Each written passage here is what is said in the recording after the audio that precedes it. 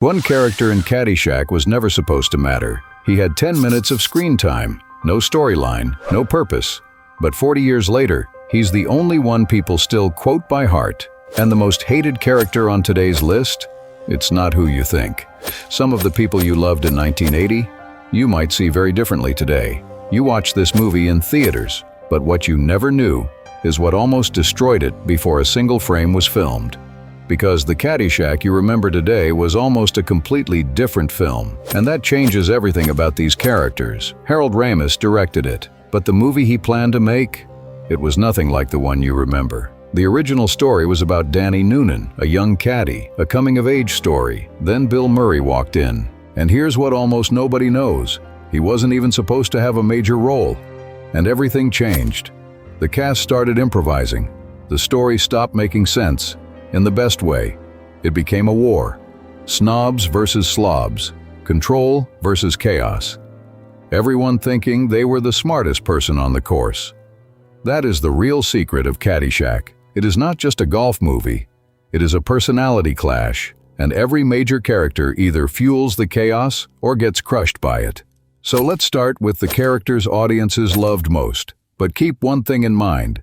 The funniest people in this movie were not always the loudest. Sometimes the most loved character was the one who looked like he understood the entire world better than everyone else. The first fan favorite, Al Czervik. If there is one character who walks into Bushwood and immediately changes the temperature of the movie, it is Al Czervik. Al does not behave like a guest. He behaves like a disruption. He talks too much. He jokes too much. He breaks every rule the club takes seriously, and that is exactly why audiences love him.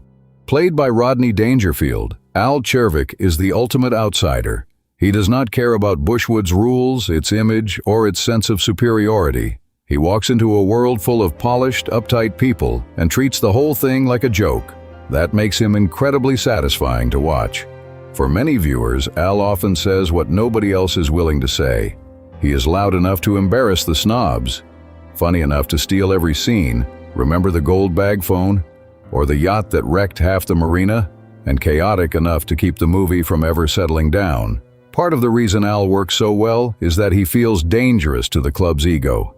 Judge Smails wants order. Al wants disruption. Smails wants status. Al wants a laugh. Smails wants control. Al wants to throw the whole system off balance. And viewers enjoy every second of that conflict. What most people forget is that before Caddyshack, Rodney Dangerfield had been trying to break into movies for 20 years. 20 years of rejection. Then one movie changed everything. That is why Al Czervik belongs on the loved side. He is not polished, he is not respectful, but he is impossible to ignore. And in a movie like Caddyshack, that is a huge advantage. Al Czervik owned every room he walked into, but the character fans kept coming back to didn't need to own the room at all.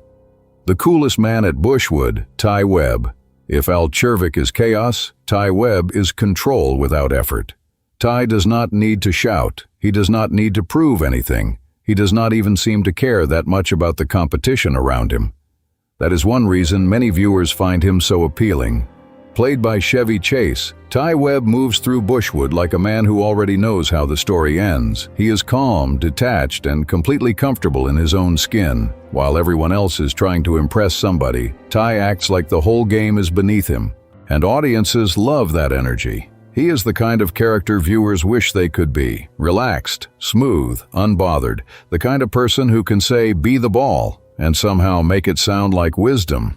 Also works because he contrasts perfectly with the rest of Bushwood. The club is full of tension, ego, and insecurity. Is the opposite of that. He glides through it. He does not resist the world around him. He simply refuses to be controlled by it. That makes every scene with him feel easy. Webb feels like someone you know today, not from 1980. Right now, he feels like a character who has already detached himself from the performance everybody else is putting on. That is why he stands out. He is not trying to win your approval. That's one reason many viewers still see Webb as one of the coolest characters in the entire movie. Even decades later, his laid-back attitude remains one of the most remembered parts of Caddyshack. But this is where the story takes an unexpected turn, because the character who became the face of Caddyshack wasn't supposed to matter this much at all. The character nobody saw coming. Carl Spackler. For many fans, Carl Spackler remains one of the first characters that comes to mind when they think about Caddyshack. Not the plot, not the golf. Carl, that says everything. Bill Murray's Carl Spackler was never supposed to dominate the movie the way he did. In early versions, he was just a supporting groundskeeper, a weird side character, a little bit of background color. Bill Murray's improvisational style helped expand the role, and Carl eventually became one of the film's most memorable characters. Carl is unlike anybody else in Caddyshack. He lives in his own world. He talks like he is in the middle of a private mission no one else understands. He is bizarre, focused, philosophical, and completely unpredictable. That is why he became unforgettable. His war against the gopher is ridiculous, but somehow it feels epic. His stories sound insane, but he tells them with total confidence. His delivery turns nonsense into comedy gold. And the biggest reason Carl became a legend is that Murray's performance feels alive every second he is on screen. He is not just reciting lines. He is creating a personality in real time. That is why fans remember his scenes so clearly. The Cinderella story bit, the gopher obsession, the strange little monologues that feel like they came from another planet. For many fans, Carl became the character most closely associated with Caddyshack. Part of the reason is that he seems completely detached from the movie's reality, yet somehow ends up defining it. That is a rare kind of comedy power. But while Carl dominated the loved side of the ranking, the hated side had an equally unforgettable leader. But now, the other side, the people you love to hate, the ones who made the funny characters funnier just by being in the room. A character viewers love to mock, Dr. Beeper. Dr. Beeper is one of those characters who is not exactly dangerous, but still manages to irritate you almost immediately. Dr. Beeper never dominates a scene, but you've met him, at work, at a party, at a dinner table. The guy who talks like he's important, but the room never quite agrees. He wants to look like he belongs, and that desperation is exactly what makes him funny. The problem is that Caddyshack is not a movie that rewards that kind of behavior. Much of the comedy surrounding Dr. Beeper comes from how desperately he wants to fit into Bushwood's social hierarchy. Unlike characters such as Czervik, who openly challenge the club's culture, Dr. Beeper spends much of the film trying to navigate it. That contrast makes him an easy target for some of the movie's funniest moments. That is why he lands on the hated side. You have worked with this man. You have sat next to him at a dinner. You have watched him talk for 10 minutes about something nobody asked about. That is Dr. Beeper, and Caddyshack never lets him win. Neither did life, probably. Bushwood's most spoiled personality, Spaulding Smails. Spaulding Smails is the classic spoiled rich kid problem. He talks like he has already won before the game even starts. He behaves like rules should bend around him, and he has that special kind of confidence that only comes from never being corrected enough. That makes him easy to dislike. But it also makes him funny. Spaulding represents the younger, more clueless version of the same world Judge Smails protects so aggressively. He is entitled without being smart, arrogant without being impressive, and obnoxious without being intimidating. That combination makes him perfect for audience frustration. You do not necessarily hate Spaulding because he is a villain. You hate him because he is the kind of person who seems designed to get humbled, and Caddyshack is very good at humiliating people like that. But even Spaulding is not the ultimate character audiences love to hate, because one man in this movie spends the entire story acting like the guardian of civilization itself. The character viewers love to hate Judge Elihu, Smails. Judge Smails is the clearest authority figure in Caddyshack, and he is also the perfect target for the movie's sense of humor. He is elitist, controlling, obsessed with class and manners, the man who named a boat the Flying Wasp and expected everyone to be impressed. And he takes every insult personally.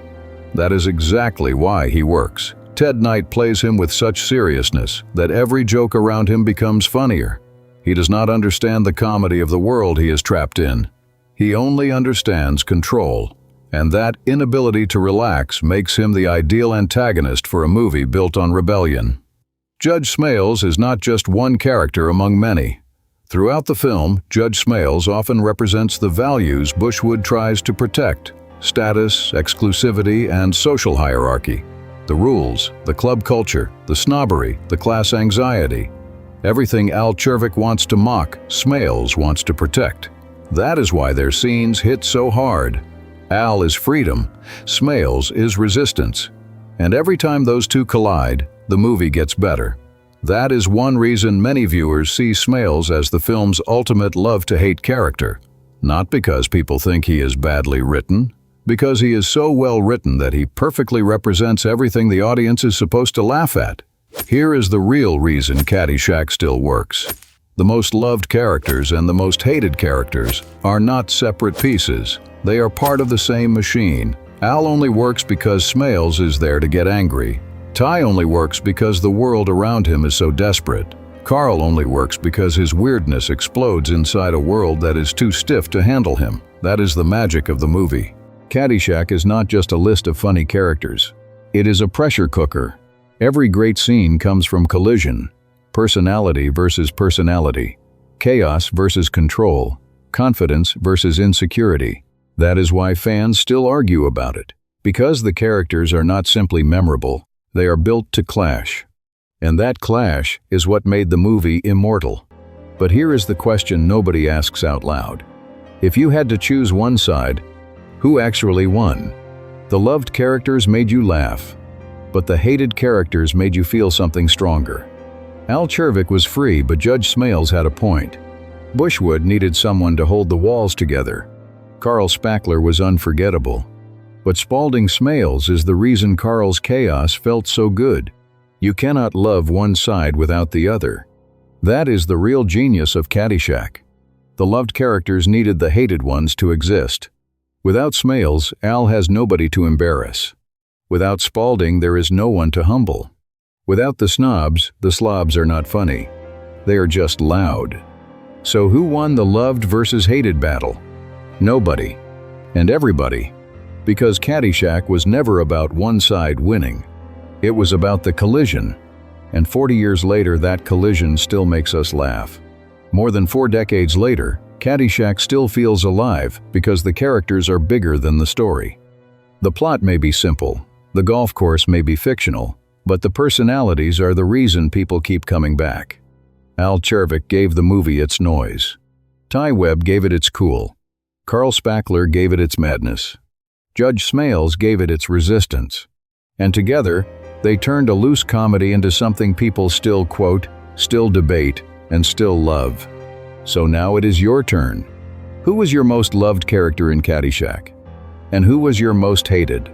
Drop your answer in the comments. And if you want more classic movie deep dives like this, subscribe for more nostalgia, hidden stories, and the characters that never really left pop culture.